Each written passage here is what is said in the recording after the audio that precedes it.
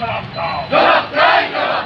এই শিবুরের মানুষের কাছে আমাদের আবেদন, আপনারা আমার বাড়ির ছেলে মেয়েগুলো গায়ে কেন রাজনীতি রং লাগানো হলো, তৃণমূল কংগ্রেস জবাব দাও।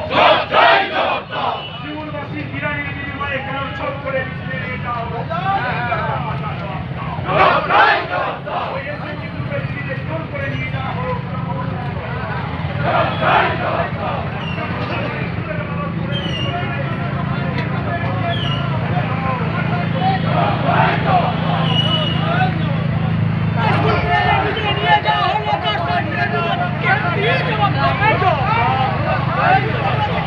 জবাব তোমায় দিতে হবে।